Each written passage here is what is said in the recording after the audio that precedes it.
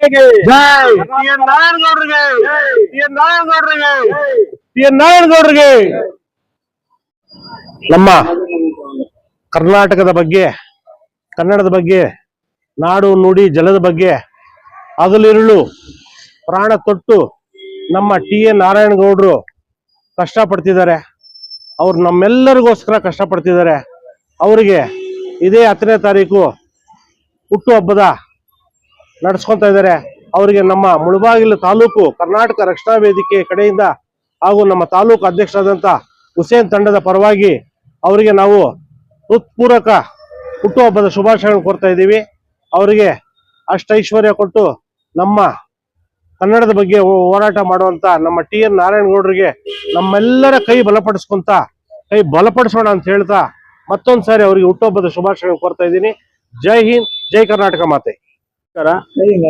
ಮೊದಲನೇದಾಗಿ ನಮ್ಮ ಸಮರಸಿಂಹ TN ನಾರಾಯಣಗೌಡರಿಗೆ ಹುಟ್ಟುಹಬ್ಬದ ಶುಭಾಶಯಗಳನ್ನ ಹೇಳುತ್ತಾ, ಹುಟ್ಟುಹಬ್ಬದ ಶುಭಾಶಯಗಳನ್ನು ತಿಳಿಸಬೇಕು ಅನ್ನೋ ನಿಟ್ಟಿನಲ್ಲಿ ಒಂದು ಎಲ್ಲರನ್ನು ಕೂಡ ಸ್ನೇಹಿತರನ್ನ, ನಮ್ಮ ಕಾರ್ಯಕರ್ತರನ್ನ ಎಲ್ಲರನ್ನು ಕರೆದಾಗ ಕೂಡಲೇ ಸ್ಪಂದಿಸಿ ಈ ಒಂದು ಹುಟ್ಟುಹಬ್ಬದ ಶುಭಾಶಯಗಳನ್ನ ತಿಳಿಸಲಿಕ್ಕೆ ಇಲ್ಲಿ ಕಾರ್ಯಕ್ರಮಕ್ಕೆ ಎಲ್ಲರೂ ಬಂದಿದ್ದಾರೆ.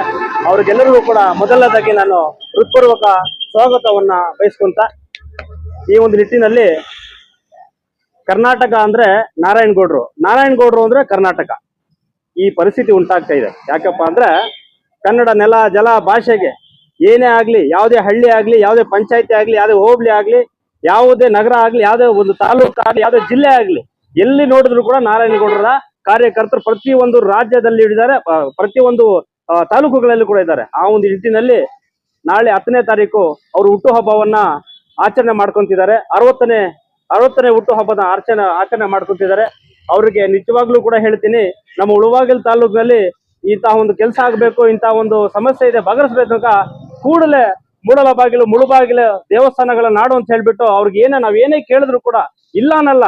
ಫಸ್ಟ್ ನಿಮ್ಮ ಮುಳಬಾಗಿಲು ತಾಲೂಕು ಏನ್ ಬೇಕೋ ಹೇಳಿ ನಾನು ಕಡೆಯಿಂದ ಸಹಕಾರ ಕೊಡ್ತೀನಿ ಅಂತ ಹೇಳ್ಬಿಟ್ಟು ನಿಜವಾಗ್ಲೂ ಕೂಡ ನಾನು ಸರ್ಕಾರಿ ಶಾಲೆಗಳನ್ನ ಅವ್ರಿಗೆ ಈ ಒಂದು ಸಂದರ್ಭ ಹೇಳಬಾರ್ದು, ಆದ್ರೂ ಕೂಡ ಹೇಳ್ತಾ ಇದ್ದೀನಿ.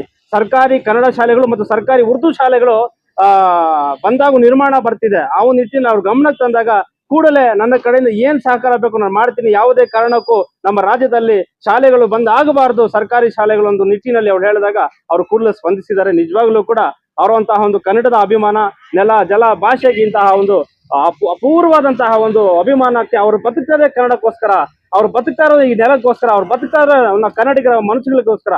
ಆ ಒಂದು ನಿಟ್ಟಿನಲ್ಲಿ ಕನ್ನಡ ವಿದ್ಯಾರ್ಥಿಗಳಿಗೆ ಏನೇ ಆಗ್ಲಿ ನನ್ನ ಒಂದು ಕೈ ನಿಮ್ಮ ಜೊತೆ ಇರ್ತದೆ, ನಿಮ್ಮ ಬೆನ್ನೆಲುಬಾಗಿ ನಿಂತ್ಕೊಂತ ಹೇಳ್ಬಿಟ್ಟು ಒಂದು ಸದಾ ಕನ್ನಡ ಸೇವೆಯನ್ನ ಮಾಡ್ಕೊಂಡ್ ಬರ್ತಿದ್ದಾರೆ. ನಿಜವಾಗ್ಲೂ ಕೂಡ ಯಾವತ್ತೂ ಕೂಡ ನಾನು ಈ ಸಂದರ್ಭ ಹೇಳಕ್ಕೆ ಇಷ್ಟಪಡ್ತೀನಿ, ನಮ್ಮ ಮುಳಬಾಗಿಲು ತಾಲೂಕಿನ ಎಲ್ಲ ನಮ್ಮ ಕಾರ್ಯಕರ್ತರು 1800 ಜನ ಕಾರ್ಯಕರ್ತರಿದ್ದಾರೆ.